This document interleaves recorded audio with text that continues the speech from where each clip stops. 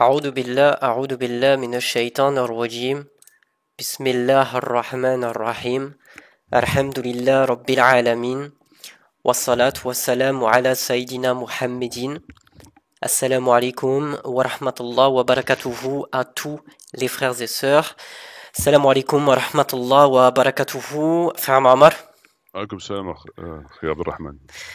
comment vas-tu? Alhamdulillah, ça va, ça va. Ça ira mieux comme quand tu me rendras mon argent, mais ça va. Alors frères et sœurs, en ce 31 juillet de l'année 2021, nous sommes samedi 31 juillet de l'année 2021, il est précisément 20h15, nous avons à peu près 15 minutes de retard.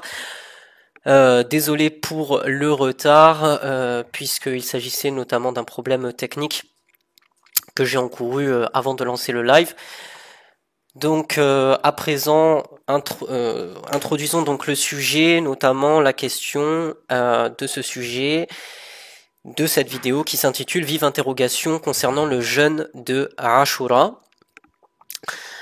Vive interrogation concernant le jeûne de Ashura qui avait déjà été introduite dans un certain nombre de vidéos que le frère Omar avait faites à l'époque, notamment l'année dernière et il y a plusieurs années concernant ce jeûne.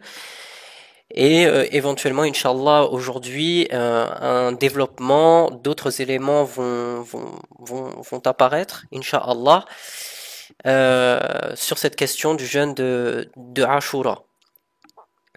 Donc comme vous le savez, frères et sœurs, dans la majorité des vidéos que font les prédicateurs, notamment du système, c'est-à-dire les prédicateurs laïcs, les prédicateurs de l'islam de France, comme on pourra le constater dans les vidéos que le frère Ammar commentera, ils abordent constamment les mêmes sujets. Même sujet, c'est-à-dire le jeûne de Ashura, le jeûne d'Arafat, un certain nombre de sujets. Et donc c'est toujours la même, tous les jours, c'est la même chose. Ils ne changent jamais de mode, jamais de méthodologie. Ils abordent toujours les mêmes sujets et ils n'apportent jamais d'éléments scientifiques en plus. Donc sur cette question-là, de vives interrogations se posent. Ainsi, frères et sœurs, je laisse la parole au frère Omar pour qu'il puisse, Inch'Allah, s'exprimer sur ce sujet. Barakallahu fik, frères et sœurs. Merci, Akhi Abdurrahman. Shukran jazilan.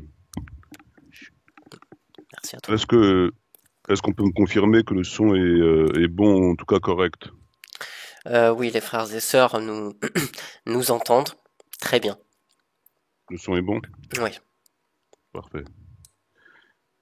أعوذ بالله من الشيطان الرجيم بسم الله الرحمن الرحيم الحمد لله رب العالمين والصلاة والسلام على سيدنا محمد وعلى آله وصحبه أجمعين والسلام عليكم ورحمة الله وبركاته. Frères et sœurs, salam alaikum wa rahmatullahi wa barakatuh, en espérant que vous allez tous et toutes bien en ce début de soirée de ce jour de samedi 31 juillet. Il est précisément 20h17.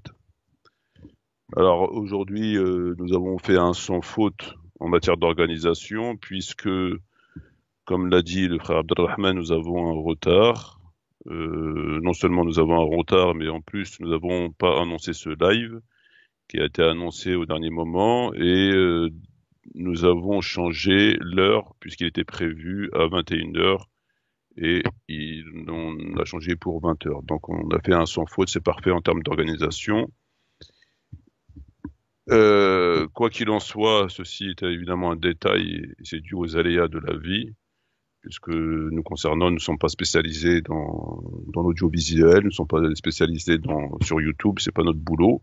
On essaie de s'évertuer tant bien que de mal à faire partager aux uns aux autres ce qui nous semble utile pour la foi de nos frères et de nos sœurs. En tout cas, on l'espère vivement.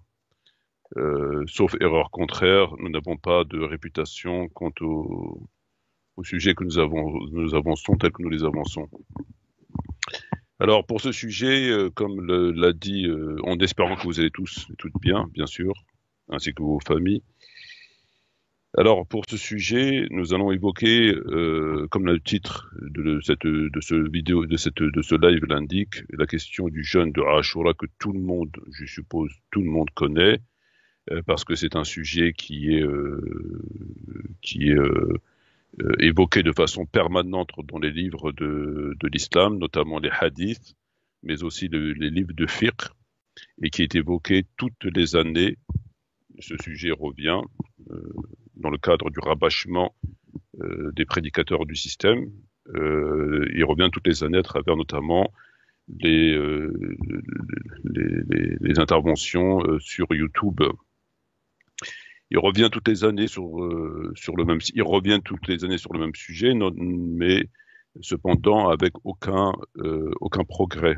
C'est-à-dire qu'ils évoquent toujours le sujet tel qu'il évoque. Il n'y a pas de changement dans la règle du rabâchement. On rabâche toujours les mêmes choses, les virgules sont aux mêmes endroits, les points sont aux mêmes endroits. C'est toujours pareil. Il n'y a pas de progrès de développement des différents sujets, à charge, à décharge, complémentaires, pas, est-ce qu'il y a des choses à dire, des objections, ce qu'on appelle une étude finalement, un cheminement vers la vérité en essayant d'apprendre davantage la science religieuse qui nous est profitable. Et ça, c'est une caractéristique de ces gens qui apparemment n'ont pas le temps.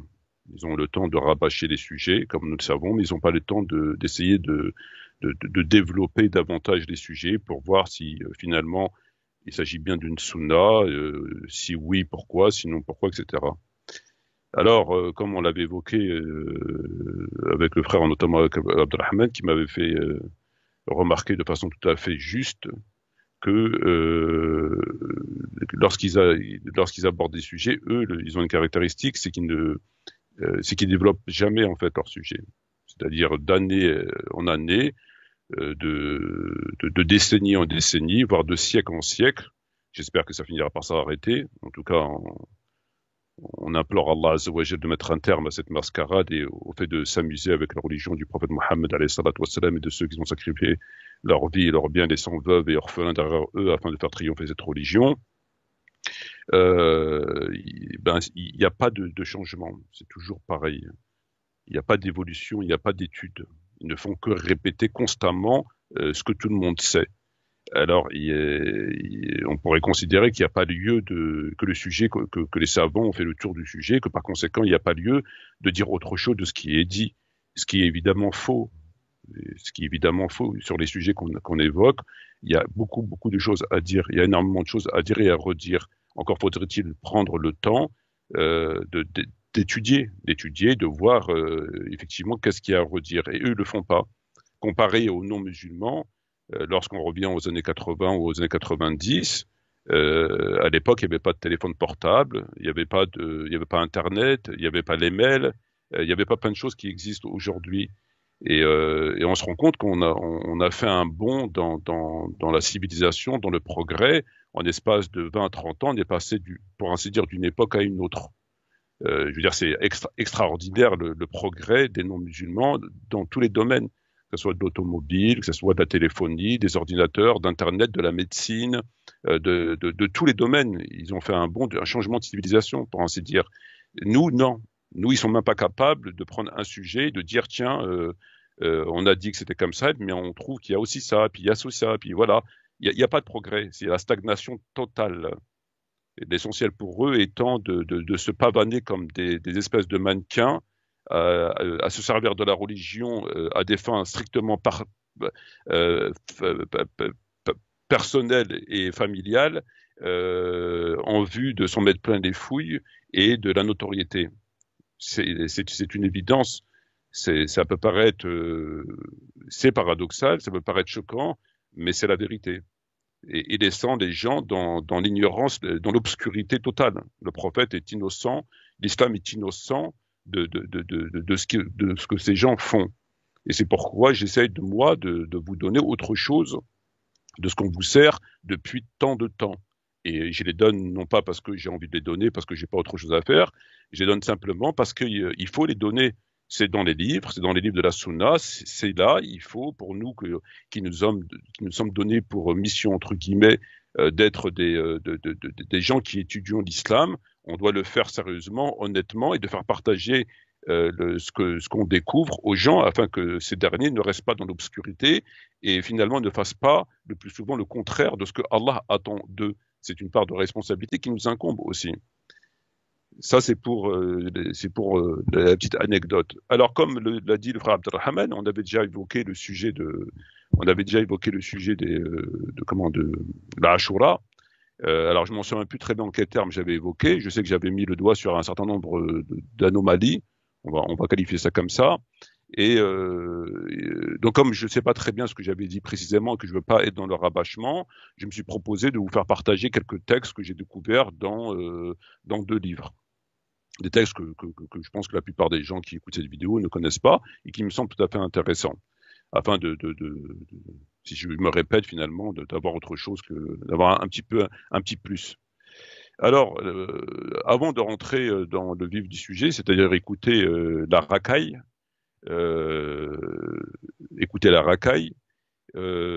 on va commencer par lire quelques extraits que j'ai prélevés dans 2 ouvrages distincts. Donc je demanderai au frère Abdelrahman de bien nous faire passer les textes en question. Très bien, frère Malo. Je suis prêt. Alors peux-tu nous passer le premier texte? Alors, par contre, c'était dans quel ordre exactement là? C'est c'est dans quel ordre, frère Malo? Il n'y a pas d'ordre, comme c'est des textes qui ne sont pas propres à un sujet, on peut les passer peu importe, sauf le Sahih de Muslim, le Sharh de Sauf le Nawawi chapitre. concernant le sujet. D'accord, d'accord. On va commencer donc. On va commencer par cet ouvrage-là. Donc vous l'avez sous les yeux, édition l'imam Malik, le livre La croyance des premiers imams, texte et biographie, peut-être certains d'entre vous l'ont lu. Peux-tu nous donner les textes que j'ai sélectionnés, 1 ou 2 textes me semble-t-il dans ce livre, As-Salaf. Alors ici on apprend d'après un tel que celui-ci a dit lorsque Al-Tawhi et Al-Awza'i et Malik s'accordent sur un point, alors c'est une sunna. Donc lorsque ces 3 savants s'accordent sur un sujet, qui a un consensus extrêmement, le moins qu'on puisse dire, restreint, c'est-à-dire un consensus qui ne concerne que 3 savants, ça devient une sunna. Alors moi, lorsque je dis ça, j'ai envie de me lever et de me taper la tête contre le mur, puisque on s'arrête plus avec les sunnas. On a déjà un gros problème pour définir les limites de la sunna. Quel est le pouvoir du prophète Mohammed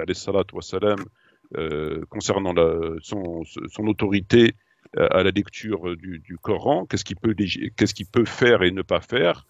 Me concernant, j'ai pas encore atteint ce niveau pour savoir quel est le pouvoir de la sunna, où elle commence, où elle termine, qu'est-ce que c'est une sunna et qu'est-ce qui n'est pas une sunna, quel est le pouvoir de la sunna, est-ce que la sunna peut abroger le Coran? Ma réponse évidemment non, pour certains oui. Est-ce que la sunna peut à redire lorsque Allah Azza wa Jalla s'est exprimé notamment par rapport aux ablutions, lorsqu'Allah interpelle les croyants, il les interpelle directement sans passer par l'intermédiaire du prophète et leur demande de faire les choses de cette manière-là. Est-ce que le prophète a le pouvoir de rectifier, entre guillemets, la parole d'Allah Azza wa Jal et de faire autrement, et que finalement on suit le prophète mais on ne suit pas ce que dit Allah dans le Coran, et qu'on appelle ça le fait que le prophète explicite le Coran. Nous savons que le prophète explicite le Coran, mais là il ne s'agit pas de fait d'expliciter le Coran parce qu'il est déjà explicite. Donc le prophète ne peut pas expliciter quelque chose qui est déjà parfaitement clair. Et par conséquent, la question qui se pose en termes de sunna, et qui justement est très importante, à laquelle on ne peut malheureusement pas répondre, en tout cas me concernant, est-ce que le prophète, par exemple, par rapport aux ablutions, est-ce qu'il a le pouvoir d'intervenir? On sait que le prophète peut intervenir en termes de loi, on sait que le prophète peut légiférer, on sait tout ça, tout le monde le sait ça, à part les coranistes et les dégénérés comme les coranistes, tout le monde le sait. Sauf que là, pour ceux qui suivent la sunna, qui ont compris le rôle du messager de Dieu et de la sunna comme moi je le comprends, il faut quand même mettre des holas. On ne va pas dire que la sunna elle a les pleins pouvoirs, et surtout ce qu'on prétend être de la sunna, parce qu'entre le fait d'avoir vu le prophète faire des choses et le fait de dire qu'il a fait ces choses-là à travers Bukhari, c'est pas la même chose. Voir le prophète est une chose, dire le prophète a fait, il y a un conditionnel. Et donc la question de savoir est-ce que le prophète peut a des choses à redire lorsque Allah s'est exprimé clairement et a détaillé le fonctionnement, comme les ablutions, il les a détaillés du haut, comme ils aiment bien, si bien le dire, du haut de ces sept cieux. Est-ce que le prophète peut venir et dire bon, ok, ça c'est bon, mais il faut faire autrement, c'est-à-dire comme moi je fais, enfin comme on prétend que j'ai fait. Est-ce qu'il a le pouvoir de faire ça? Donc là, comme l'immense majorité, pas tous, des savants, ils disent que le prophète ne peut pas abroger le Coran, et Dieu merci, le prophète ne peut pas abroger un verset, ben là c'est une forme d'abrogation.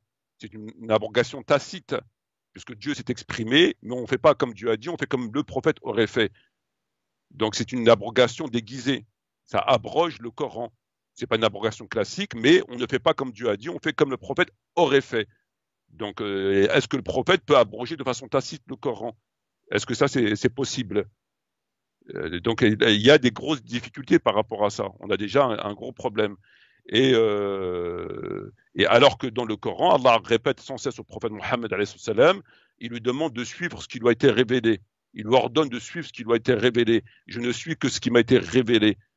Donc Allah demande au prophète, lui ordonne de suivre ce qui a été révélé. Or, le verset des ablutions a été révélé. Donc si Allah demande au prophète de suivre ce qui a été révélé, pourquoi il ne suit pas ce qui a été révélé puisqu'il change ce que Dieu a dit? Et d'ailleurs, les savants, un certain nombre de savants vont plus loin, comme de le Sharh de l'imam Nawawi entre autres, lorsqu'ils vous donnent des hadiths où on voit Uthman ibn Affan ou des compagnons du prophète Mohammed faire les ablutions, ils concluent leur explication, le Sharh du dit hadith, en vous disant ceci est les ablutions parfaites. Ceci est la perfection des ablutions. Donc, en fait, ce que Allah dit n'est pas parfait. Puisque si je me réfère à ce hadith selon lequel Uthman ibn Affan a fait des ablutions différemment du Coran, en ajoutant des membres, en ajoutant, etc., etc., et qu'on vous dit ceci, les ablutions parfaites, bah ça sous-entend que c'est même pas que ça sous-entend, c'est que les ablutions du Coran ne sont pas parfaites. Et là, c'est quand même des propos qui sont graves. Donc Dieu a révélé des ablutions, mais elles ne sont pas parfaites. Donc il faut se tourner vers Bukhari pour faire les ablutions parfaites. Là, c'est pas acceptable. Et donc là, il rajoute de la confusion à la confusion, c'est-à-dire on a la sunna du prophète, on ne sait pas où elle commence, où elle termine. On a la sunna des califes bien guidés, de suivre la sunna des califes bien guidés. On a la sunna des trois consensus. Ils s'arrêtent quand dans les sunnas? Leur truc, il va s'arrêter quand? Donc là, moi, quand je vois ça, c'est clair que ça facilite pas le sujet. Autre texte.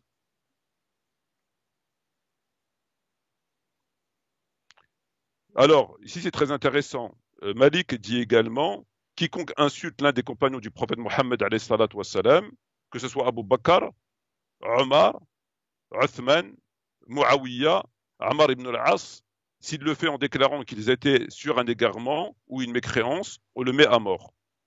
S'il les insulte avec d'autres insultes, comme celles présentées dans les querelles entre les gens, alors il doit être sévèrement châtié. Donc selon Malik, si quelqu'un qui va insulter les compagnons du prophète, si il le fait en déclarant qu'ils étaient sur un égarement, que telle chose était un égarement, sur un égarement, ou une mécréance, on les tue. Donc toute la sacralité du Coran et des hadiths sur la sacralité du sang du musulman, et les hadiths qui dit on ne peut tuer un musulman que pour telle et telle raison, rapporté par Bukhari Muslim et tous ces hadiths-là, bah finalement, ils ne sont pas complets. Puisqu'on peut tuer un musulman, vraisemblablement, lorsqu'il déclare qu'un compagnon est sur un égarement. Dire que Muawiyah était sur un égarement, bah on te tue. Faut pas dire. Etc., etc. Mais ça n'est même pas le sujet, à la limite du texte. C'est même pas le sujet du texte. Moi, ce qui m'intéresse dans ce texte, c'est que je suis assez interpellé par ce texte où il ne figure pas Ali. Donc, Abu Bakr, Omar, Uthman, Muawiyah, Amr ibn al-As. Mais Ali, il est où? Pourtant, il le met dans l'ordre chronologique. Abu Bakr, Omar, Uthman, normalement, il y a Ali. Ben, il n'y a pas d'Ali. Donc, est-ce que ça sous-entend qu'on peut insulter Ali? Lui, il n'est pas concerné par la loi, enfin, par leur loi, par cette loi, parce qu'il n'est pas dans le texte. À moins qu'il ait caché Ali derrière Abu Bakr, peut-être qu'il faut gommer le nom d'Abu Bakr, on va trouver Ali peut-être derrière, on ne sait pas, ou s'ils se sont trompés dans la machine à écrire, ou je ne sais pas qu'est-ce qu'ils ont fait, mais manifestement, il n'y a pas Ali dans le texte. Pourquoi? C'est vrai que c'est vraiment grave, quoi. Comment ça se fait, en effet? Est-ce qu'on a un autre texte dans cet ouvrage? Non, il y avait juste deux textes. C'est ce que je pensais. Peut-on passer au texte de l'autre ouvrage, s'il te plaît? Alors, donc là, on a Al-Bukhari, la véritable éducation. Tout à fait, Adab al-Mufrad. Alors, ici, dans le texte 1142, Ibn Abbas a dit, si Pharaon me disait qu'Allah te bénisse, je lui répondrais, et toi aussi. Mais Pharaon est mort. Si le Pharaon disait à Ibn Abbas, Barakallahu fik, Ibn Abbas lui dit, Wafik. Donc, je ne sais pas, moi, que penser de ce texte, parce qu'il me semble que Pharaon, c'était un tyran quand même. Il a voulu quand même. Il a tué tous les enfants mâles des bénis Israël, euh, tous les enfants mâles, ils ont pris leurs femmes, machin, etc. Tout ce qui est évoqué notamment dans le Coran. Bon, le moins qu'on puisse dire, c'est que c'était pas un démocrate, c'était pas.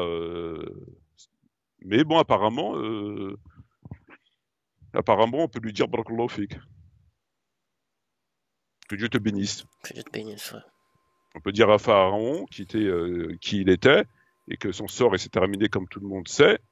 Ben on peut lui dire que Dieu te bénisse.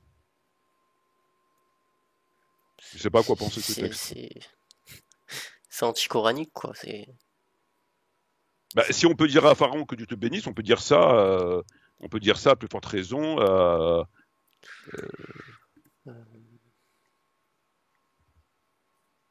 Je veux dire, à côté de lui, Muawiyah, c'était un vendeur de pistaches, quoi. Ouais, voilà, ouais. C'est ça. Texte suivant, s'il te plaît. Alors,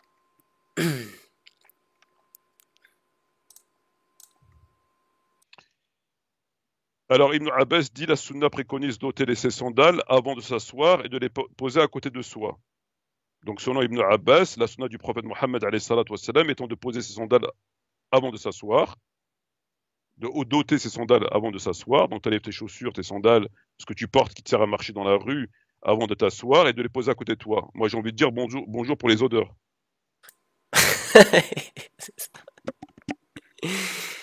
c'est ça. Même ça, enfin moi la question c'est quel rapport ça a avec la sunna de Ben, d'ôter ses sandales, de poser à côté, enfin ça, quel rapport? Je comprends pas. ben, j'ai évoqué tout à l'heure, là, au début de mon intervention, la sunna, le problème de la sunna, quand elle commence, quand elle finit, quel pouvoir elle a. Donc, en fait, c'est le problème, en fait, c'est ça le problème dans la sunna. Est-ce qu'elle peut abroger le Coran? Est-ce que le fait d'aller faire ses besoins avec des pierres, c'est une sunna? Est-ce que le fait de faire ses besoins en direction de la Kaaba, c'est interdit, donc il faut changer les toilettes dans l'île de France, etc., etc., etc. Le problème, il est là, c'est que la sunna, c'est quoi précisément? Qu'est-ce que c'est une sunna? Mhm. Voilà Voilà. la question. Aujourd'hui, toi-même, quand tu vois ce genre de texte, ou enfin tous les textes que tu as lus, etc., du coup, t'arrives pas à définir ce que c'est que la sunna. C'est Non, bien en ça? fait, non, pas du tout. Sur un certain nombre de points, je peux parler avec certitude que ce que c'est une sunna ou pas. Mhm. Évidemment, sur un aspect, sur un volet de la sunna, je peux parler avec certitude de ce que c'est une sunna. Mais en fait, au-delà de ce qui est, on va dire, assez basique et à la portée de n'importe quelle personne qui réfléchit correctement, etc., on peut s'exprimer sur un certain nombre de points en disant que la sunna, c'est évidemment une chose, entre autres, qui est qui est rattaché à une morale, à une pratique qui n'est qui est rattaché à une morale, à une pratique qui n'est pas soumise au temps. C'est-à-dire qu'on doit la respecter parce que c'est une morale universelle, c'est un bienfait dans la morale, ou c'est une pratique du prophète qui n'est pas soumise au temps et qui ne peut, voilà, qui ne peut être écartée. Entre autres, sur un aspect de la sunna, par exemple, aller faire ses besoins dehors faire ses besoins avec des pierres, c'est pas une sunna, c'est quelque chose qui est propre à son époque. Donc c'est pas une sunna. Que le prophète aimait les gourges, c'est pas une sunna. C'est son goût à lui personnel. Et Dieu a créé chaque individu différent, avec ses goûts, ses couleurs, etc. Et donc, on doit garder, nous, en tant qu'êtres humains, on doit garder, quelqu'un aime les bananes, d'autres préfèrent les pêches, d'autres préfèrent les poires. On ne doit pas changer parce que le prophète préfère les bananes, donc tout le monde doit manger des bananes. Ça, Dieu nous a créé différents. Donc, sur des choses comme ça qui sont assez simples, on peut répondre. Et c'est assez facile à répondre. Mais après, ça se complique. Ça se complique parce que lorsque tu échafaudes une théorie, il faut que la théorie soit éprouvée et qu'elle ne fasse pas l'objet d'une contestation, d'une sérieuse contestation à travers un texte. Dès lors qu'il y a un texte qui vient et qui attire ton attention du fait que finalement ta théorie elle est pas si parfaite que ça, puisque j'ai un texte moi qui m'a dit que ceci que cela, ta théorie elle est pas bonne, il faut que tu la revoies, il faut que tu la peaufines, il faut que la théorie elle soit inébranlable, c'est-à-dire qu'il y a plus rien à redire. Et donc dans le cadre de la démarche pour définir ce que c'est une sunna, il y a peu de gens qui sont arrivés à dire ce que c'est précisément une sunna. C'est pour ça qu'il y a souvent des contestations et des réfutations entre savants. Parce qu'ils s'avancent sur une expression qui, l'autre va venir dire non, mais non, ça c'est pas bon parce qu'il y a quand même ce hadith qui dit que ceci, etc., etc., etc. C'est comme la question de l'innovation. Quand le prophète il dit toute innovation est égarement et tout égarement conduit au feu, donc il dit kul bid'a. Donc kul bid'a dans la langue arabe, kul c'est tout. Contrairement à certains, ce qui veut dire cool, c'est pas cool, c'est aussi pas tout, c'est un petit peu, etc., etc. Alors qu'en réalité, cool bid'a, c'est toute innovation. Donc, si tu pars sur le fait que toute innovation est un égarement, tu dois continuer dans cette lancée-là. Par contre, si tu t'arrêtes en disant non, mais pas forcément, il peut y avoir de bonnes innovations, tu vas ramener des textes qui disent qu'il peut y avoir des bonnes innovations. Et donc, chacun, en fait, échafaude des théories et que dans les théories qui sont mises en place, on se rend compte qu'il y a toujours comment ça s'appelle, des manquements, en fait. Voilà. C'est le troisième texte, Abdelrahman. C'est le troisième texte. Donc le texte 1279 rapporté par Abu Huraira, le fameux Abu Huraira, Ibrahim alayhi salam, donc le prophète Abraham, s'est circoncis lorsqu'il avait 120 ans. Bon, 120 ans, moi, je vois pas qu'il n'y a pas de problème. Moi, ce qui m'a un petit peu interpellé, c'est c'est pas celui-là le texte. Hein. C'est pas celui-là. C'est pas celui-ci. Non, non, J'ai mis c'est pas ce 1200, texte-là. j'ai mis 1279, il y avait écrit 1279. Non, c'est pas ce texte. C'est Et 1279. T'as pas le 1142, tu l'as passé ou le j'ai- 1221? le 1142, je l'ai passé. Le 1221, Ouais. je l'ai passé aussi. D'accord. Donc ça, c'est le 1279. Ouais, et en fait, 1279, il était page 567 ou 566, et celui d'après, il était 567. C'était une continuité. Alors attends, je vais te dire ça. Et t'as le hadith 1919 1000, en arabe 1000. en dessous. Ouais, mais en plus, c'est moi qui te l'ai écrit. Alors attends 2 secondes, parce que j'ai le livre sous la main. 1279. Alors 1279, 1279, 1278, 1279. Donc c'est pas celui-là, c'est moi qui me suis trompé. Ah, d'accord. Alors, Ah, c'était le. Ouais. non, après, il y avait un autre texte, c'était page 23. Non, non, mais c'est pas celui-là. Attends, je vais essayer de le retrouver, je vais le lire directement, c'est pas grave. D'accord. Bon, on va enlever. Donc tu peux l'enlever. Hop. Alors attends, je vais trouver en 2 secondes. Alors, alors, c'est pas celui-là. Si je le trouve pas, c'est pas grave, de toute façon, c'est pas important. Mais c'est moi qui me suis trompé. Bon, tant pis. On verra ça pour la prochaine fois. Je fais encore 2 pages. Fermer les portes. C'est pas ça. Donc, Tu l'as de tête autrement? je l'ai tête, mais c'est pas important. De toute façon, c'est pas quelque chose qui va apporter un plus dans la pratique des gens. C'est pas. Euh, Bon, c'est pas grave, on laisse tomber. J'ai pas envie de trop chercher. C'est pas grave, on verra ça la prochaine fois. Donc après le texte. Donc l'autre texte, c'était page 23. C'est celui-ci. Est-ce que tu peux le mettre, tu peux le centrer un petit peu? En fait, c'était la prise qui avait pas été bien prise. Ok, c'est pas grave. Donc Je Ibn suis Abbas désolé. dit concernant la parole d'Allah, si l'un d'eux ou tous deux doivent atteindre la vieillesse auprès de toi, alors ne leur dis point fi. Donc tout le monde connaît ce verset coranique qui est fort respecté, en tout cas dans la théorie. Quand tes parents ils atteignent un âge avancé, tu dois pas dire ouf, tu dois pas dire fi, tout le monde le connaît ça. C'est bon. Ne les rabrouent pas, adresse-leur des paroles affectueuses et par miséricorde abaisse sur eux l'aile de l'humilité. Il dit Seigneur, fais leur miséricorde comme ils m'ont élevé et éduqué tout petit. Ibn Abbas aurait dit ce verset a été abrogé. Par le verset suivant, il n'appartient pas aux prophètes, aux croyants d'implorer pardon en faveur des polythéistes, fussent-ils leurs proches, alors qu'il est apparu clairement qu'ils sont des gens destinés en enfer.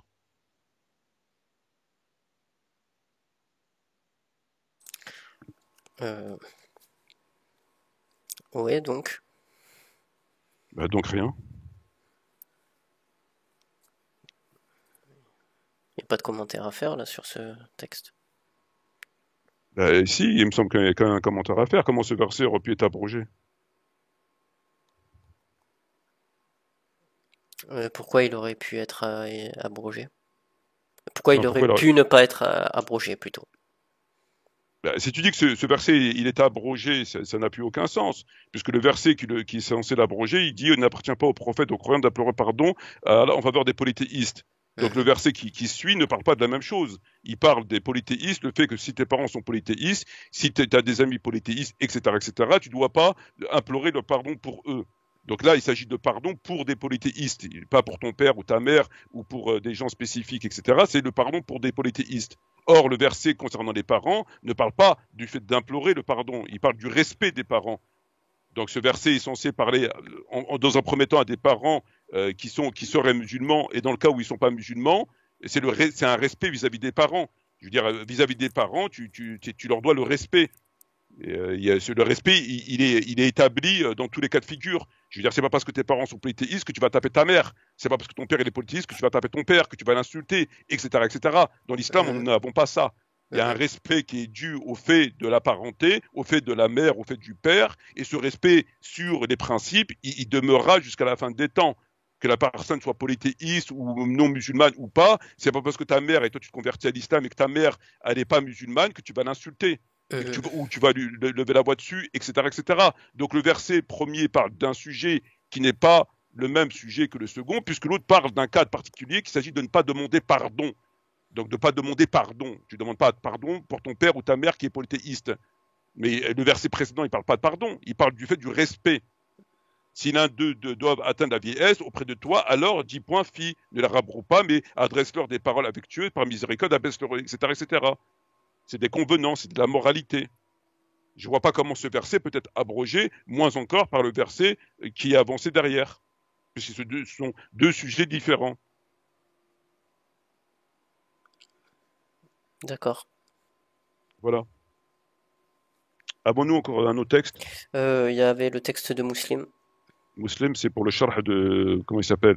Pour le sujet. Ok. Donc maintenant, nous allons, si Dieu le veut, rentrer dans le sujet et nous allons donc évoquer la question du Ashura. Est-ce que tu peux nous passer les vidéos au fur et à mesure, parce que j'ai pas envie de rester 3 heures comme hier, concernant la racaille? D'accord, ok.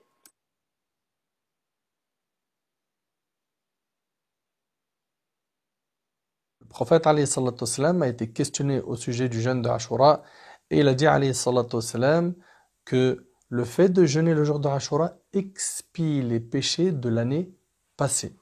Et c'est rapporté par l'imam Muslim. Imaginez-vous un an de péchés passés effacés par le simple fait que tu jeûnes le 10e jour du mois de Muharram, qui est le jour de Ashura.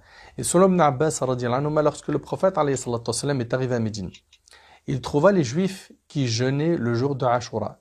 Il leur demanda: qu'est-ce que ce jour que vous jeûnez? Ils répondirent que c'est le jour durant lequel Allah a sauvé Moussa et son peuple et noya Pharaon et son peuple. Moussa le jeûna alors pour remercier Allah, donc nous le jeûnons également. Et là le prophète sallallahu alayhi wa sallam a dit: nous sommes plus dignes de nous réclamer de Moussa que vous. Ainsi, il jeûna ce jour et ordonna de le jeûner. Il a été également rapporté par l'imam Muslim que le prophète alayhi salatu wassalam, a dit: si je suis toujours vivant l'année suivante, je jeûnerai le 9e jour de Muharram. Et c'est rapporté ici, comme on vous l'a dit, par l'imam Muslim.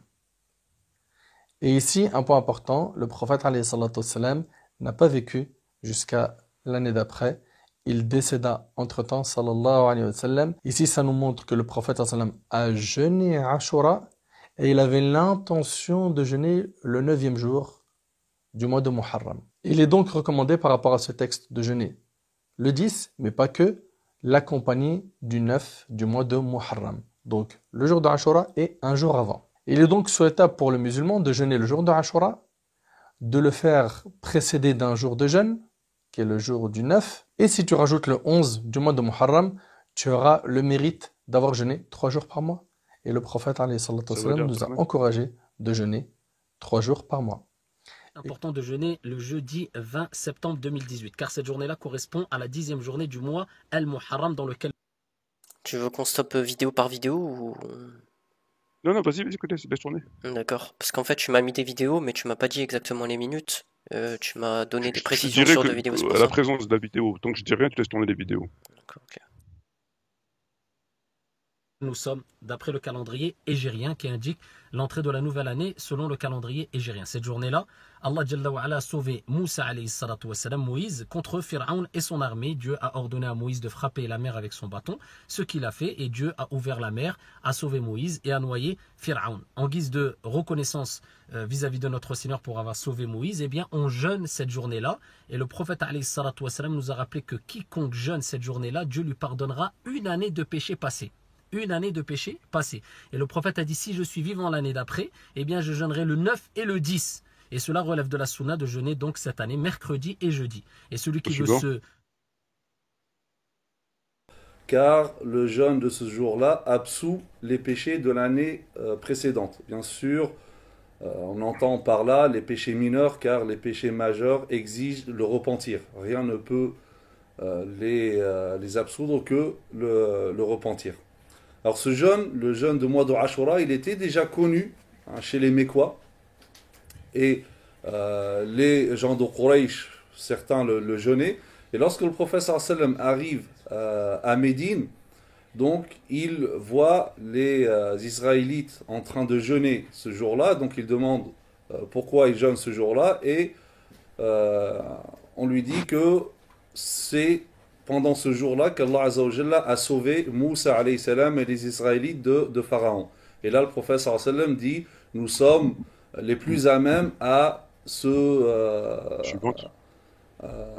à la hauteur de l'injustice que vous avez subie, et même plus encore. Et qu'Allah subhanahu wa ta'ala n'est pas insouciant de ce que font les injustes. Ô vous qui êtes injustes et tyranniques, sachez qu'Allah subhanahu wa ta'ala vous voit. Sachez qu'Allah subhanahu wa ta'ala vous observe. Sachez qu'Allah subhanahu wa ta'ala vous surveille. Et que votre tyrannie ne durera pas. Que votre pouvoir disparaîtra. Que l'injustice que vous commettez reviendra contre vous. Le prophète sallallahu alayhi wa sallam nous dit, Inna Allah la yumli lidh-dhalim hatta idha akhadahu. Même plus proche de Moussa que n'importe quelle religion qui se dit proche de Moussa. Donc nous aussi on va jeûner ce jour, mais on va jeûner le jour le 10e, mais on va jeûner le 9e pour ne pas faire comme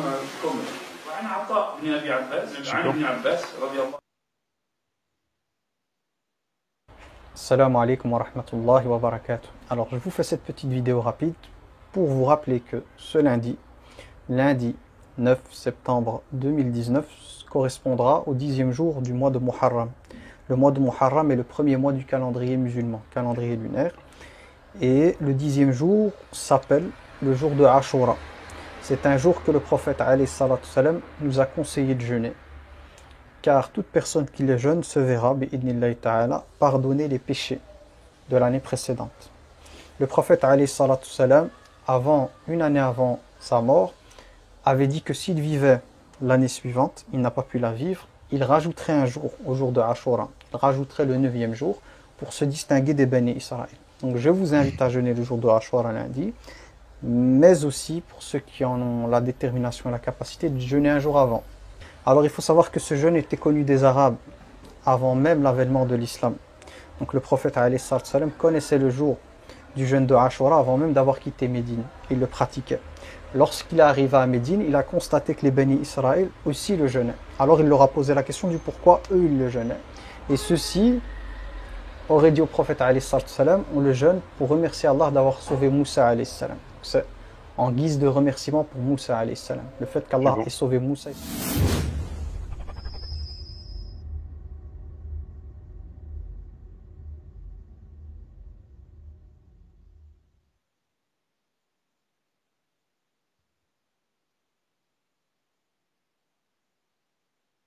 تفضل يا عبد الرحمن. الو السلام عليكم يا شيخ. وعليكم السلام ورحمة الله. السلام. ما حكم السؤال الأول، ما حكم صيام يوم عاشوراء وصيام يوم قبله أو يوم بعده؟ طيب سؤال آخر. شكرا. السؤال الثاني. أي. السؤال الثاني، ما حكم الأضحية وما حكم الهدي؟ طيب شكرا لك. يسأل عن صيام عاشور يوما قبله ويوما بعده. صوم يوم عاشوراء سنة مؤكدة. نعم. ويصام يوم قبله لأن الرسول صلى الله عليه وسلم أمر بذلك مخالفة لليهود، لأن اليهود يصومونه فأمرنا بمخالفتهم لأن نصوم يوما قبله، وفي رواية أو يوما بعده، فالمهم أنه لا يصومه وحده، هذا يكون ناقصا، فإذا أضاف إليه يوما قبله فقد فعل السنة التي أمر بها الرسول صلى الله عليه وسلم. نعم. سأل عن الأضحية حكمها وعن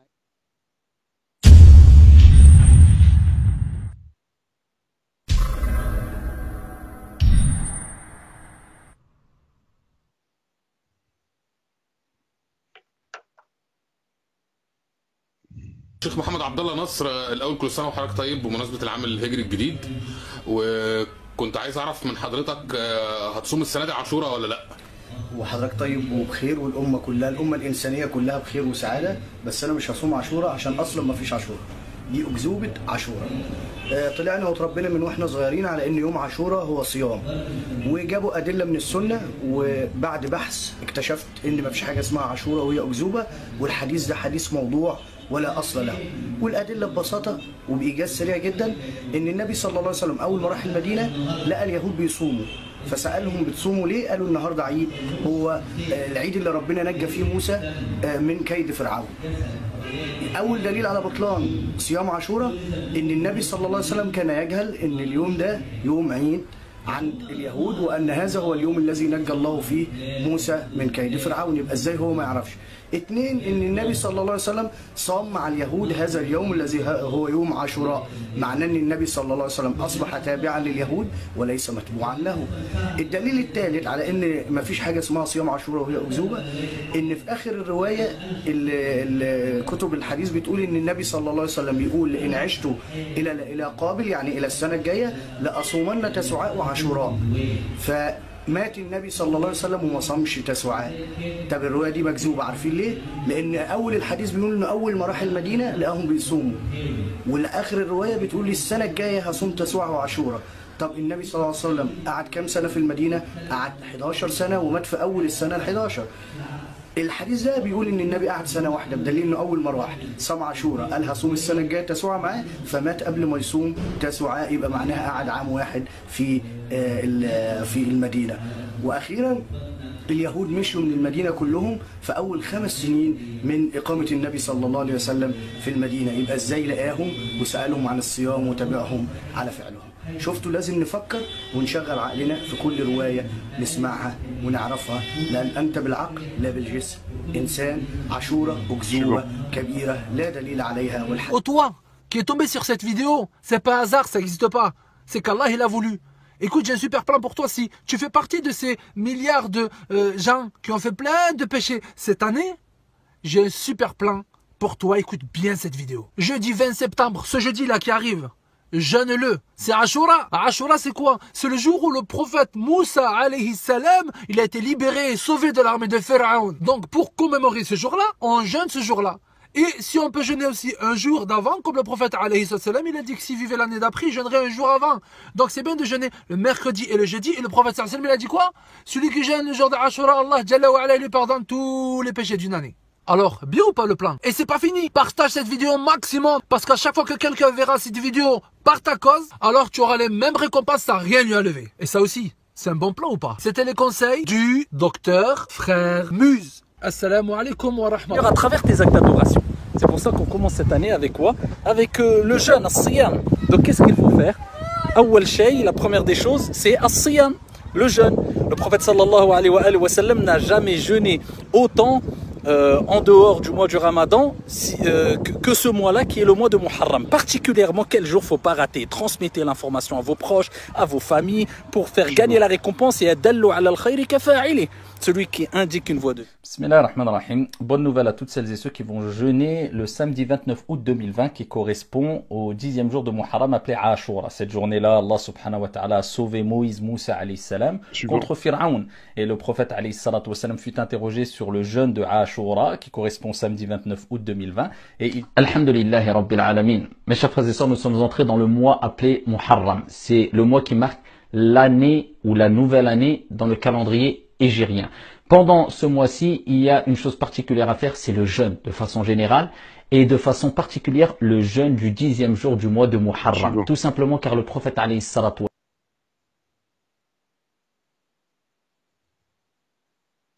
C'est fini, Farah Omar. C'est terminé? Ouais. Eh ben, c'est tant mieux. Alors, à l'écoute de ces extraits que je pense que la plupart connaissent, puisque ça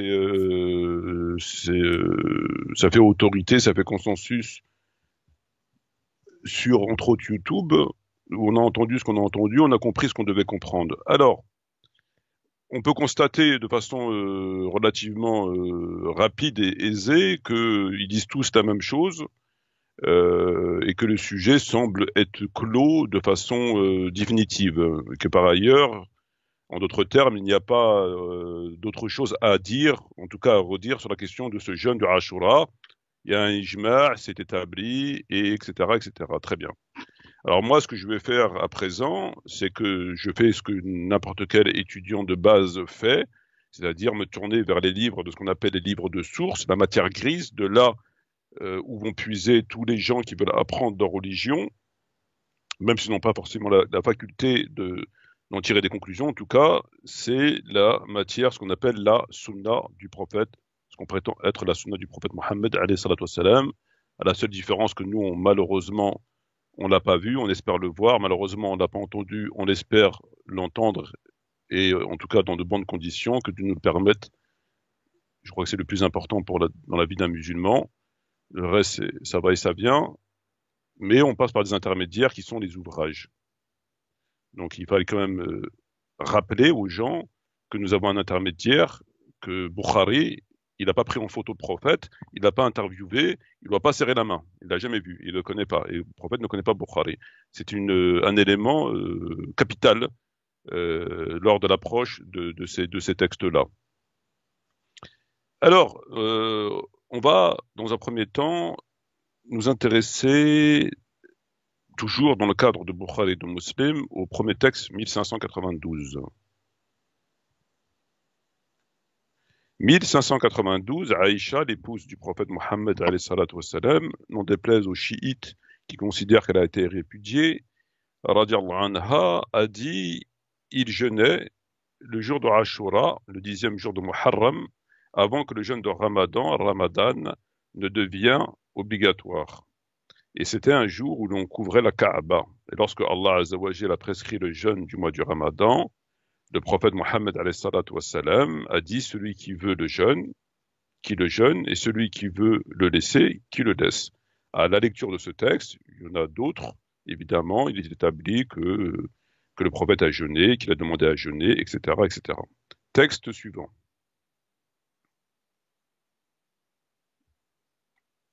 Alors, le jour de Ashura, El Astah ibn Qais entra chez Abdullah, il me semble-t-il Abdullah ibn Omar, qui mangeait. Donc lui, il mangeait le jour de Ashura. Très intéressant. Apparemment, lui, la récompense d'une année, c'est l'offre exceptionnelle sur la rémission des péchés. Lui, apparemment, ça n'intéressait pas trop. En tout cas, il mangeait. Celui-ci dit alors « Oh, Abu Muhammad, viens manger ». L'autre répondit « Je jeûne ». Abdallah reprit « Nous jeûnions ce jour, mais il fut délaissé par la suite. » Bon. Apparemment, il y avait un certain nombre de gens qui n'étaient pas très intéressés par la récompense d'une année expiée quand même. Alors qu'aujourd'hui, ils sont tous sur leur micro, sur leurs ordinateurs, en en appelant les gens à venir jeûner, que c'est un jour important, que ceci, que cela, que patati, que patata, c'est une offre exceptionnelle, etc., etc. Apparemment, ils n'avaient pas la même approche, ceux qui nous ont précédés, puisqu'on constate que certains d'entre eux se tapaient des petits déjeuners, des petits plats, tranquillement, sans absolument aucun problème, et qui disaient par ailleurs, nous jeûnions ce jour, au passé, mais il fut délaissé par la suite. Pourquoi qu'on délaisse un jeûne aussi important, en tout cas à l'écoute de ce qu'on écoute aujourd'hui?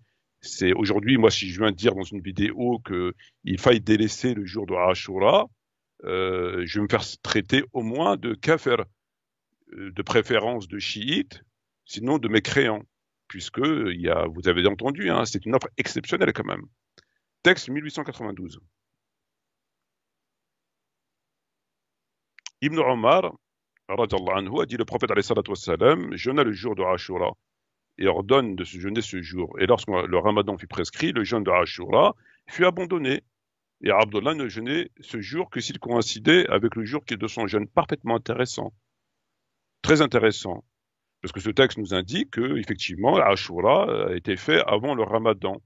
Sauf que lorsque le ramadan a été révélé, ce jeûne fut abandonné. Un peu plus que délaissé. Abandonné. Et Abdullah ne jeûnait pas ce jour. Abdullah ibn Omar ne jeûnait pas ce jour. En tout cas, lorsqu'il jeûnait ce jour, c'est parce qu'il coïncidait avec un jour qu'il jeûnait. Il jeûnait pas pour ce jour, mais c'était son jour à lui. Par exemple, s'il jeûnait le lundi, ou le jeudi, ou le mercredi, et que ce jour, comme par hasard, tombe le jour d'Ashura, ben il jeûnait. Mais c'était pas pour Ashura. Donc apparemment, il préférait d'autres jeûnes que l'Ashura, lui. Pourtant, c'était pas n'importe qui. On peut pas considérer, c'était pas Dali Boubekar, Abdullah ibn Omar, quand même. On est quand même dans quelque part le gratin, la crème de la crème, ou presque des exemples nous concernant. C'est intéressant quand même. Texte 3.8.3.1. Aïcha, toujours Aïcha, pendant la Jahiliya, al-Quraysh observait le jeûne de Ashura. Et le prophète Mohammed, toujours le même prophète, hein, rappelons-le quand même, parce que des fois on demande s'il n'y en a pas plusieurs, l'observait également. Et à son arrivée à Médine, il observait ce jeûne de ce jour et donnait l'ordre de jeûner. Mais lorsque le jeûne du mois du Ramadan fut prescrit, jeûna et qui voulut le délaissa. Le jeûne de ce jour qui voulut. Alors là, ce qui est intéressant, c'est que le prophète jeûnait à l'époque de la Jahiliya. Pendant la Jahiliya, pour ceux qui ne le savent pas, c'est l'époque pré-islamique, c'est-à-dire avant que le prophète ne vienne avec le message de l'islam.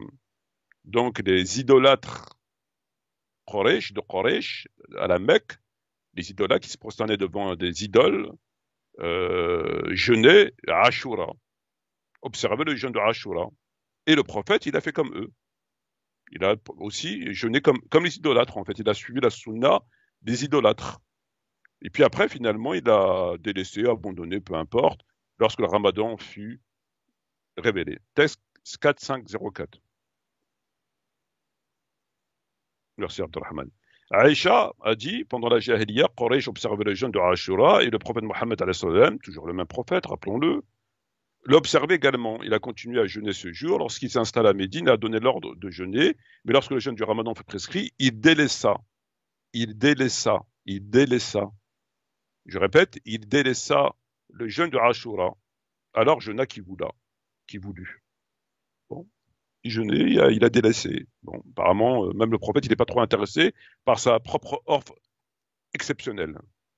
Texte suivant. Il a entendu le prophète Mohammed dire le jour de Ashura, c'est un jour que jeûnaient les gens de la Jahiliya. Que celui qui désire le jeûner, le jeûne, que celui qui désire le délaisser, le délaisse. Abdullah, le même, Abdullah ibn Omar, me semble-t-il, ne jeûnait pas, sauf lorsqu'il coïncidait avec son jeûne, rapporté par le Sahih de Muslim. Texte suivant. El-Astah ibn Qais entra chez Abdullah, c'est Abdullah ibn Mas'ud, vous voyez, comme quoi, qui dînait. Celui-ci l'invita, ô Abu Mohammed, approche et mange. Il a répondu, n'est-ce pas le jour de Ashura? Sais-tu seulement ce que c'est le jour de Ashura? Demanda Abdullah. Qu'est-ce que c'est le jour de Ashura? Lui répondit-il. Wa madraka ma Ashura. Reprit Astah. Abdullah répondit, c'est un jour où le messager de Dieu jeûnait avant la révélation du mois du Ramadan. avant la révélation du mois de Ramadan. Dès lors, il fut délaissé. Abu Ka'b dit, il le délaissa. Donc là, il semble, apparemment, il l'a délaissé. Ça n'intéressait plus. Ça intéresse plus, si bien qu'il y en a qui mangeaient. Et quand ils mangeaient, ils s'appuyaient sur le prophète, toujours le même prophète, rappelons-le, puisqu'il dit, moi je mange parce que le prophète l'a délaissé. Donc je peux me permettre de prendre mon petit déjeuner, ou mon couscous, ou mes loubias. Texte suivant. Le jour de Ashura, Al-Astah entra chez Abdallah qui mangeait. Ceci dit alors, où Abu Muhammad vient manger. L'autre répondit, le jeûne de patatine, nous jeûnions ce jour, mais je suis délaissé par la suite. Ensuite, texte suivant. Ah, donc tu as mis le texte, d'accord. Je te les ai mis à la suite. Merci. Le jour de Ashura, Al-Astah ibn Qais entra chez Ibn Mas'ud qui mangeait, dit Wa Abu Abdurrahman, c'est aujourd'hui le jour de Ashura. Apparemment, il n'était pas au courant, donc il l'a un petit peu réveillé. Il ne veut pas avoir son iPhone pour voir quel jour on était. Parce qu'aujourd'hui, alhamdoulilah, on a quand même des prédicateurs qui tous les ans nous font un coucou et nous réveillent au son des trompettes pour nous dire, les gars, demain c'est Ashura, n'oubliez pas, il y a une offre exceptionnelle à ne pas louper. Lui, apparemment, il n'avait pas ce problème. C'est aujourd'hui Ashura. Abdallah répondit, on jeûnait avant la révélation du Ramadan, mais quand celui-ci fut révélé, on abandonna Ashura. Si tu ne jeûnes pas, alors viens manger. Texte suivant, le messager d'Allah a dit, si je vis encore l'année prochaine, je jeûnerai assurément le 9e jour. Fin de citation. Alors là, on a fait le tour de la question à charge et à décharge, afin que les gens puissent savoir qu'est-ce qu'il y a quand même dans les textes. On ne va pas faire la sélection sélective comme ils le font, parce qu'on peut constater déjà, de façon tout à fait claire, que déjà ils font une sélection dans les textes. C'est-à-dire que quand ils vous évoquent la question, ils ne vous parlent pas de ce qui cause problème. Et on constate de façon aisée qu'il y a un problème à travers un certain nombre de propos. Les gens qui ne jeûnaient pas Ashura, le prophète a délaissé, on a arrêté, etc. Eux, non, ils travaillent que dans un sens. En même temps, ils ne font que répéter ce qu'ils ont entendu. Alors, lorsqu'on a dit ce qu'on a dit, on peut quand même tirer une analyse de principe. C'est pas une étude in extenso avec une conclusion digne de ce nom. C'est pas le but de mon intervention. Ce serait quand même relativement prétentieux de ma part. Mais on peut quand même avoir une certaine objection, des choses à redire quand même par rapport à ce qu'on nous montre aujourd'hui. Alors, la question qui se pose, et comme on a pu le voir dans les textes, et d'ailleurs comme l'a rappelé Zenati, me semble-t-il, le havre du savoir, et pour les doués de je sais pas quoi, ils l'ont dit, mais ça les interpelle pas plus que ça. Étant donné que c'est des textes authentiques, il n'y a pas lieu de s'arrêter sur le texte pour dire il y a une anomalie, parce que c'est un texte authentique. Donc on ne fait que répéter sans s'arrêter, sans méditer, sans analyser le texte. On récite le texte, puisqu'il est authentique. Donc il ne peut pas avoir dans ce texte-là quelque chose qui nous interpelle dans un autre sens. Donc eux, ils récitent les hadiths. Alors que dans ces mêmes hadiths, il y a quand même des choses à redire. Alors la première des choses, comme l'ont dit entre autres les deux, pas les autres, mais les deux, comment se fait-il que les idolâtres arabes jeûnaient le jour de Ashura? Effectivement, puisqu'on nous dit que le prophète Mohammed, toujours le même prophète, pas un autre, jeûnait à l'époque de la Jahiliya. La Jahiliya, tout le monde sait ce que c'est. C'est avant la révélation de l'islam. Le prophète jeûnait. Jeûnait avec quoi? Pourquoi? Il jeûnait parce que les polythéistes, les idolâtres arabes, jeûnaient. Donc lui aussi, il jeûnait. Alors là, je ne comprends pas très bien pourquoi le prophète Mohammed jeûne un jeûne qui n'a pas de rapport avec l'islam puisqu'il est avant l'islam. Il date de la Jahiliya. Donc pourquoi le prophète a respecté un jeûne? Il ne s'agit pas d'autoroute ou de machine à café, il s'agit d'un jeûne. Pourquoi le prophète respecte un jeûne qui date de la Jahiliya en imitant des polythéistes? Il y a quelque chose déjà qu'on ne comprend pas très bien. Et ce jeûne, c'était quoi? Depuis quand est-ce que les polythéistes jeûnaient? Et si oui, est-ce que ce jeûne était un jeûne propre aux polythéistes qu'ils avaient inventé à travers leurs idoles faites de carton et de chocolat? et que le prophète a respecté et qu'il a demandé à ses compagnons de le respecter? Ou est-ce que c'était finalement un autre jeûne, en l'occurrence Ashura? Donc les polythéistes respectaient la victoire de Moïse sur Pharaon. Parce qu'il y a deux possibilités. Ou bien c'est un jeûne propre aux polythéistes qui n'a pas de alaqa avec les enfants d'Israël, ce qui est une hypothèse. Dans ce cas-là, pourquoi le prophète le respecte et demande aux compagnons de le respecter? Autre hypothèse, c'est Ashura. Le prophète faisait Ashura à l'époque de la Jahiliya. En imitant qui? En imitant les polythéistes. Et pourquoi les polythéistes jeûnaient, eux, un jeûne propre aux Juifs? Il est où le rapport entre celui qui prie devant des idoles et Moïse et Pharaon, et l'histoire du succès de Moïse sur Pharaon, alayhi salam. Moïse, alayhi salam. Je vois pas très bien le rapport. Et comment un jeune a validé, en validant les textes de la Jahiliya, comment un jeune que le prophète a repris chez les polythéistes peut être une sunna? Parce que la sunna, on parlait au début, et ça, c'est une question qu'il faille rajouter dans le volet. Qu'est-ce qu'une sunna?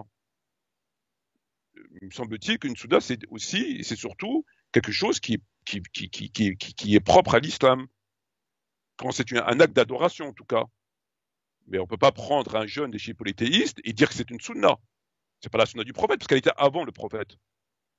Donc le prophète l'a reprise, mais elle ne vient pas de lui. Donc là, déjà, on ne comprend pas très bien.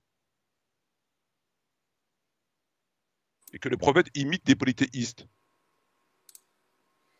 Depuis quand un acte que les polythéistes font rapproche de Dieu et expie des péchés de l'année écoulée?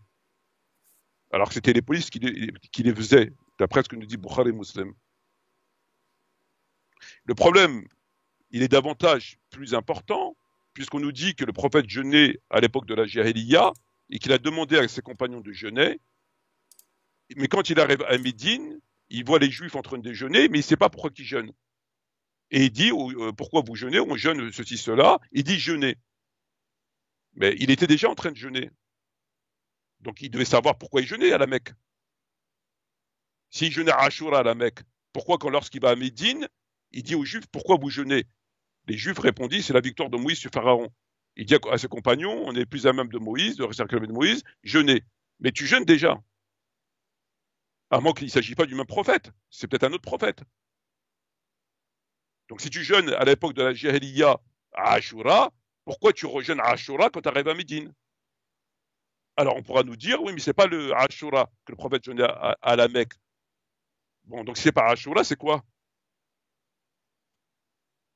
Puisque ça voudrait dire que le prophète a respecté un jeûne des idolâtres, qu'il a demandé à ses compagnons de faire un jeûne qui n'a aucune relation avec aucune religion, et qu'il a perpétué ce jeûne, puisqu'ils font une relation avec Médine. C'est la même chose dans ce qu'on va voir dans le charh de Muslim. Pourquoi des textes nous disent que ce jeûne fut délaissé, voire abandonné, alors qu'il explique quand même une année de péché? Pourquoi Abdallah et un tel ne le faisaient pas? Alors qu'aujourd'hui, il y a consensus. Tout le monde jeûne à Ashura. Je veux dire, il n'y a personne qui peut venir faire une vidéo en disant mais je suis en train de prendre mon petit déjeuner, ça ne m'intéresse pas. Il va être taxé de pervers, d'hérétiques, de gens de mauvaise conduite, de tout ce que vous voulez, de tous les noms d'oiseaux. Hein. C'est pas ce qui manque des noms d'oiseaux. Alors que dans les textes, il aurait été délaissé, voire abandonné. Vous avez vu les textes. Pourquoi aujourd'hui, ils ont fait un consensus selon lequel tout le monde jeûnait, comme pour Tarawih. Il n'y avait pas d'opposition, il n'y avait pas de gens qui ne jeûnaient pas. Tout le monde a profité de l'offre exceptionnelle, bien évidemment. Comment cela se fait-il? Le prophète Mohammed aurait, au nom de la relation Moïse et le prophète, demandé à ce qu'on jeûne ce jour pour la victoire. Cependant, on a, nous, dans notre religion, des dates anniversaires qui méritent au moins autant d'être fêtées, et par le jeûne, la prise de la Mecque, l'ascension du prophète, l'hégire, etc., etc. Donc si aujourd'hui, moi, je devais jeûner pour remercier Allah Azza wa Jal je jeûnerai pour la victoire de Badr, je jeûnerai pour la prise de la Mecque, je jeûnerai pour l'ascension, je jeûnerai pour l'Hégire, je jeûnerai pour plein de choses.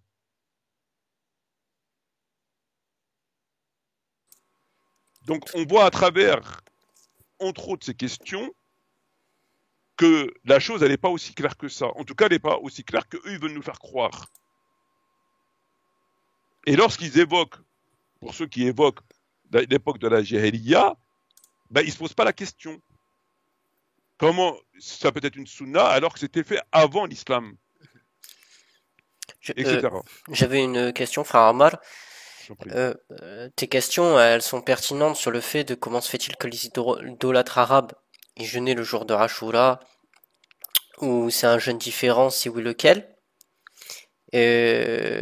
Soulever le fait que cette question de Moïse, de la reprise de Moïse, mais est-ce que du coup c'est des arguments décisifs pour soulever en fait la contradiction que ce jeûne-là, par exemple, n'existerait pas, comme on a pu l'écouter dans la vidéo d'un dit sunnite qui l'exprimait dans la vidéo. Je l'ai dit ça en introduction quand je rentrais dans le sujet, que ici il ne s'agit pas, comme eux le font, de prendre, comme eux le font, les propos, les segments qui nous indiquent qu'il y a une anomalie, et de faire de cette anomalie une vérité qui viendrait nous dire qu'il n'y a pas d'Ashura. Faire ça, c'est tomber dans le même égarement que eux. Donc ici, je l'ai dit dans mon intervention, le but de cette intervention, c'est évidemment pas de dire que du fait qu'il y a des anomalies, donc c'est pas vrai, donc on jeûne pas, parce que il y a aussi le jeûne, il y a aussi des hadiths, il y a aussi ce qu'on a vu comme texte. Donc c'est texte contre texte, anomalie contre anomalie. Le but de l'intervention, c'est de dire aux gens que les choses ne sont pas aussi claires qu'on prétend.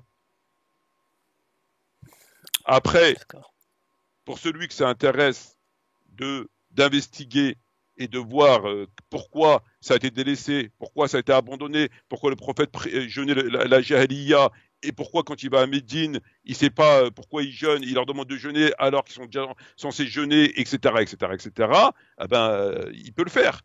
Mais moi, pour l'instant, j'en suis pas là. D'accord. C'est simplement des interrogations. C'est des objections. C'est plus que des interrogations. C'est des objections. C'est des objections à travers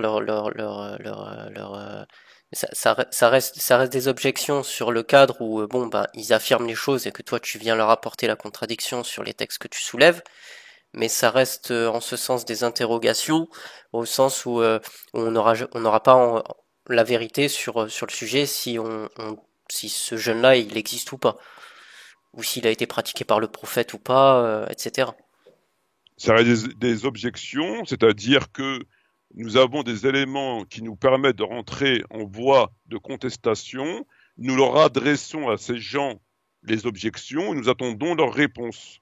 Si leurs savants répondent à pourquoi le prophète Jahiliya, pourquoi ceci, pourquoi cela, et que leurs réponses sont convaincantes, dans ces cas-là, le débat est clos. A contrario, si ils ne répondent pas et ils font ce qu'ils savent faire de mieux, à savoir de ne dire que ce qui va dans leur sens et de faire abstraction sur les anomalies, les contestations, les oppositions, dans ces cas-là, on se maintient dans notre position en disant que c'est pas établi. Puisqu'on voit bien dans leurs interventions qu'eux, ils n'en parlent pas. Tout à fait. Et ça n'existe pas. Il va prendre le Bukhari un hadith. Le prophète a dit Ashura 1 an, débat clos. Alors que juste en dessous, il y a un texte, et juste avant, il y a un texte. Pourquoi ces textes-là, il les lit pas, et il les dit pas, il les explique pas. C'est quand même le rôle d'un mec de science. Je veux dire, on n'est pas au marché. On prend pas le verset qui nous intéresse, on prend pas le hadith qui... Non, c'est une lecture, c'est pas une étude. Mais ça, ils ne le font pas. La grande majorité ne le font pas parce qu'ils ne sont pas au courant. Et ceux qui sont au courant, ils n'en parlent pas pour éviter d'avoir à s'expliquer ce sur quoi ils n'ont pas de réponse. et qui peut aller à l'encontre du but recherché. D'accord. Que dit Nawawi sur ce sujet? Donc là, on a le livre de Nawawi, le Sahih de Muslim, c'est le tome 4. Alors, le tome 4. C'est le tome 4, ça, hein, c'est ça? Oui, tout à fait. Alors, l'explication de Nawawi. Le Qadi ajoute que certains supposent que le prophète observait ce jeûne alors qu'il était encore à la Mecque. Bon, déjà, c'est pas certains supposent, c'est que c'est écrit dans les Sahih. Donc, il faudrait savoir, c'est Sahih, pas Sahih. Supposer, ça veut dire que c'est pas établi. Si c'est pas établi, ça cause problème parce que c'est établi dans les textes. Donc, c'est devenu une certitude. De la certitude, on passe à la supposition. Bon, c'est pas grave. Que le prophète jeûnait à la Mecque et qu'il a ensuite abandonné. Donc, il confirme ce que je vous ai dit, qu'il a abandonné, jusqu'à ce qu'il sut que sa pratique chez les scriptuaires juifs, et là, il a repris le jeûne du 10 jours. Donc, en fait, il est en train de vous dire que le prophète, certains supposent, c'est pas une supposition, c'est établi, que le prophète jeûnait à Ashura à la Mecque. Donc, il jeûnait à Ashura à la Mecque, mais qu'après, il a arrêté. Et quand il est arrivé à Médine, il a vu des Juifs en train de jeûner, il leur a dit « Qu'est-ce que vous jeûnez ?» Et il a repris. En fait, c'est la deuxième mi-temps. Donc en fait, si je comprends bien, il prend les textes concernant la Jahiliya, il dit voilà, c'était établi la Jahiliya, enfin en tout cas il suppose, ouais. Et au final, cette pratique-là qui est anti-islamique, enfin qui est pré-islamique, il fait dire que maintenant il la pratique à partir des Juifs. Non. Il est en train de te dire ici que certains supposent que le prophète observait ce jeûne. Ils ne supposent pas, ils le disent. Premier point. Que le prophète observait ce jeûne, il l'observait. On l'a vu qu'il observait à l'époque de la Jahiliya. Très bien. Sauf que le prophète, quittant la Mecque, allant à Médine, il vit que les Juifs jeûnaient. Et il reprit le jeûne. Donc pour Nawawi, il te dit que le prophète effectivement jeûnait à la Mecque, à Ashura, et que le prophète quittant la Mecque, arrivant à Médine, il a repris le jeûne. Quand il a demandé pourquoi vous jeûnez, on jeûne pour ça, il a repris le jeûne. Ça veut dire qu'il est en train de te dire que le prophète jeûnait, qu'il a arrêté de jeûner et qu'il a repris le jeûne de Ashura en allant à Médine. Donc en fin de compte, l'exclamation pourquoi vous jeûnez, nous on va jeûner parce que nous ceci, nous cela, cette exclamation renvoie à une reprise du jeûne qui avait été interrompu par le prophète alors qu'il avait commencé. Donc en fait, en somme, il te dit que c'est parce qu'il avait arrêté le prophète de jeûner. Il avait jeûné à la Jahiliya, mais il a arrêté. Et quand il est arrivé à Médine, il a repris le jeûne. Donc en fait, l'exclamation pourquoi vous jeûnez et jeûnez vous aussi, c'est parce qu'il avait arrêté. Il avait arrêté de jeûner à Ashura. Sauf que ça, arrêter, c'est pas dans les textes. D'où il sort que le prophète a arrêté le jeûne. Les textes nous disent que le prophète jeûnait la Jahiliya et qu'arrivant à Médine, il demanda aux Juifs ça. Moi, j'y vois ici une anomalie. Quelque chose qui ne tourne pas rond, qui cloche, qui est une incohérence, qui tend à dire qu'il y a du baratin. Nawawi, comme il valide tous les textes, il te dit non. Non, pas du tout. C'est simplement que le prophète avait arrêté. Il a jeûné, puis je sais pas, d'un seul coup, il s'est dit bon, on va arrêter, on arrête, j'ai jeûné, maintenant j'arrête. Et puis il va à Médine, et puis il dit tiens, qu'est-ce que vous faites vous? Bah nous on jeûne. Ah jeûnez. Mais sauf que le prophète n'a pas dit reprenez le jeûne. Il a dit jeûner. Donc il dit jeûner, c'est un jeûne qui vient de débuter. C'est pas une reprise. On va dire bah écoutez, en fait, quand on avait arrêté à la Mecque, les gars, mais maintenant on va reprendre le jeûne. Parce que finalement, c'est bien de jeûner. Donc Nawawi, pour Nawawi, c'est une reprise. Sauf que la reprise, il la sort d'où? Il n'y a pas de reprise dans les textes. Ça aurait été une reprise, ça aurait été indiqué que le prophète avait arrêté. Il y aura un texte qui dit que le prophète aurait arrêté, que le prophète s'exclamant, pourquoi vous jeûnez? Tiens, nous aussi on jeûnait avant, puis j'avais arrêté, puis maintenant je vais reprendre. Donc reprenez le jeûne, les gars. Il y aurait quelque chose qui nous indique que c'est une reprise, un élément textuel. Or, nous n'avons pas d'élément qui nous indique que c'est une reprise. C'est Nawawi qui le dit, que c'est une reprise, pour harmoniser les textes. Mais la reprise, elle est où? Quel élément nous indique que c'est une reprise et non pas un début? Rien.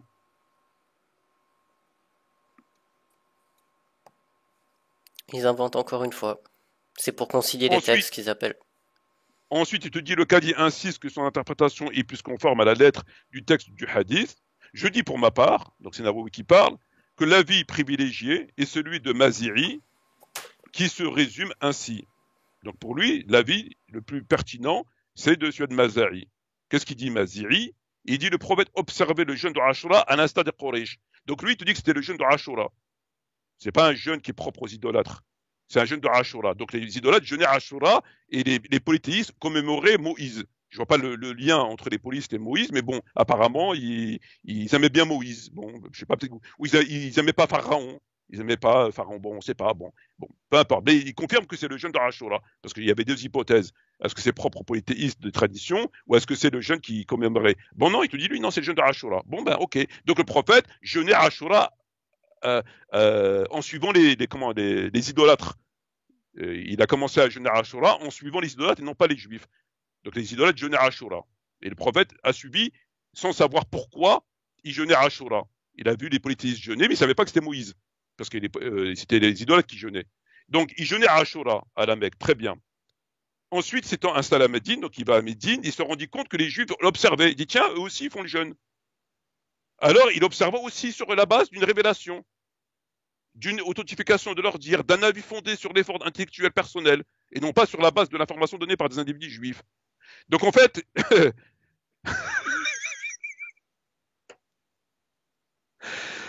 ah là là là là là là, c'est des acrobates. C'est des acrobates. Donc ils jeûnaient Ashura à la Mecque, parce que les polythéistes jeûnaient Ashura. Ils jeûnaient, avec tout ce qui tourne autour comme bizarrerie. Il va à Médine, il voit les juifs jeûner, et il décide de l'observer en demandant pourquoi vous jeûnez, alors qu'il est censé jeûner déjà Ashura à la Mecque, donc il est censé savoir pourquoi il jeûne, mais apparemment il ne savait pas. Quand il va, il voit les juifs, il leur demande pourquoi vous jeûnez, pour Moïse, il décide de jeûner. Mais là, la décision de jeûner, elle repose sur quoi?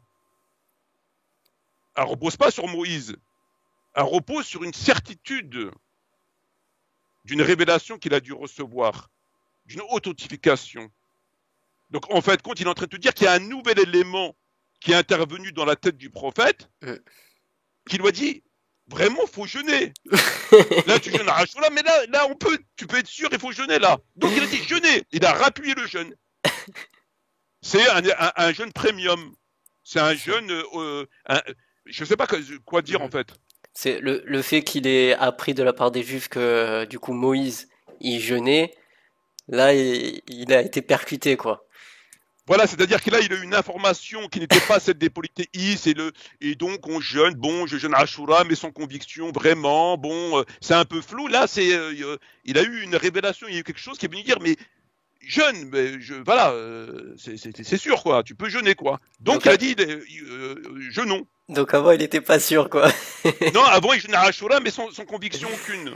Parce que bon, quand même, c'était pré-islamique et ça venait des Quraysh quand même. Voilà, donc, voilà, mais il jeûnait quand même Ashura, tout ça, pas de problème, mais bon, il faisait comme ça pour passer le temps probablement. Et quand il est arrivé à Médine, il a reçu une révélation qui lui dit non, c'est vrai, t'as raison de jeûner Ashura, c'est bien. Donc il a dit, il faut jeûner. Donc là, vu que les Juifs, quand même, c'est quand même les Juifs qui lui ont dit, etc., c'est sûr, c'est Moïse, etc., c'est bon, quoi. Là, c'est bon, tu peux jeûner. Il dit, il observa sur la base d'une révélation, laquelle on ne sait pas, d'une authentification de leur dire, on ne sait pas, d'un avis fondé sur l'effort intellectuel, personnel, et non sur l'information. Avant, avec les Mécois, il se basait sur une information donnée par un individu, ou par des individus mécois. Là, il se base sur quelque chose qui est sûr, une vérité divine, quelque chose qui ne se passe pas sur les juifs, mais sur les idolâtres. Ouais, je vois, ouais. Voilà, donc c'est pour ça qu'il a dit jeûner. Ça va même au-delà des textes, du coup, là. C'est là, on n'est plus dans les textes, puisqu'il parle de révélation, d'authentification de leur dire, etc. Là, c'est de la science-fiction, en fait. Là, c'est de la science-fiction. Et c'est pour ça, c'est ce qui explique que le prophète a dit aux Juifs, pourquoi vous jeûnez? Donc, ils ont dit par rapport à Moïse, et il a dit aux compagnons jeûner. Il leur avait dit à la Mecque de jeûner. Ils jeûnaient à Ashura, mais c'était le petit Ashura. C'était le petit jeûne sans conviction aucune. Mais arrivant à la Mecque, à Médine, comme il a reçu une révélation, quelque chose qui lui a dit oui, c'est vrai, là, il a dit jeûner. Et là, c'est le jeûne, voilà, le vrai jeûne, quoi, le vrai jeûner, les gars. Là-bas, c'était, oui, bon, jeûne, oui, c'était un peu flou, un peu chanlant, un peu. C'est du charabia, en fait. C'est du charabia.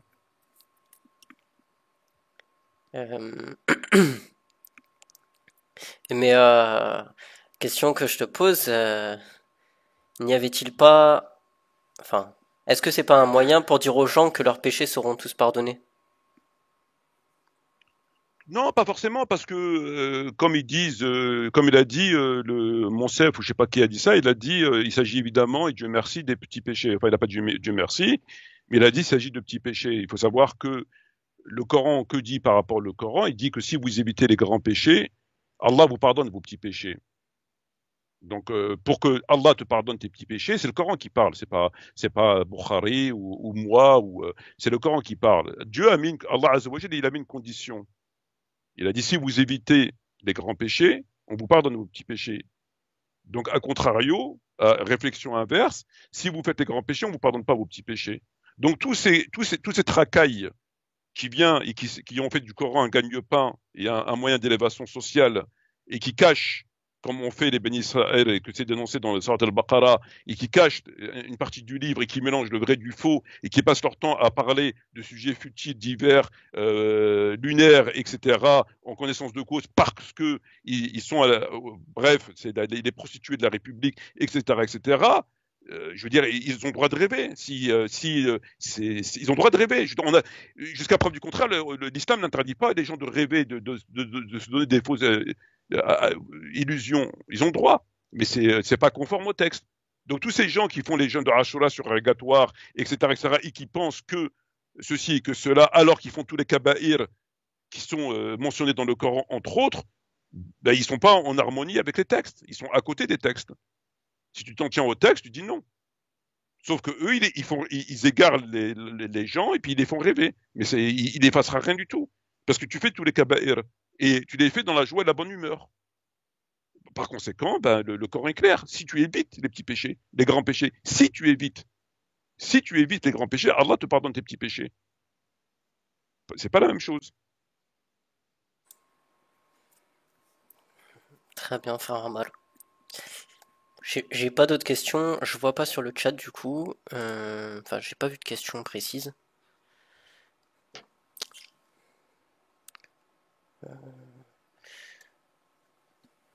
C'est bon? Ouais, c'est bon. C'est bon. Il n'y a pas de questions en fait, hein, sur le chat. Il n'y a pas de questions. Ok, bah c'est parfait. Donc, je pense qu'on peut finir ici. Ouais, 1h30, c'est parfait. Ben, très bien. Je sais pas si tu avais quelque chose d'autre à ajouter. Ou... Non, je pense que j'ai fait le tour de la question en ce sens. Et voilà, ben je clôture le live en disant toujours la même chose. Barakallahu fikum. Merci d'avoir pris un peu de votre temps pour écouter ce que nous avons à dire. Et toujours pareil, prenez ce qui vous semble utile et mettez le reste à la poubelle. Sur ce, je connais Jazarin. Wassalamu alaikum wa rahmatullahi wa barakatuhu. Et à bientôt, Inch'Allah. Barakallahu fik, Akhi Abdurrahman. Barakallahu fik, frère Ammar. À la prochaine, Inch'Allah. Wassalamu alaikum wa rahmatullahi wa barakatuhu, frère Ammar. Assalamu alaikum wa rahmatullahi wa barakatuhu à tous les frères et sœurs qui sont présents sur le live et ceux qui écouteront plus tardivement cette vidéo. Du coup, ce que je vous demande, frères et sœurs, c'est de partager la vidéo, de partager le contenu, de faire notamment votre travail, de partager sur tous les réseaux sociaux, de nous retrouver notamment sur le site mahamarmetmati.fr, de retrouver tous les articles, les livres en libre téléchargement, en libre lecture, ainsi que les vidéos, toutes les vidéos qui sont de 2010 jusqu'à aujourd'hui. Voilà, frères et sœurs, à la prochaine, Inch'Allah. Wassalamu alaikum wa rahmatullahi wa barakatuhu.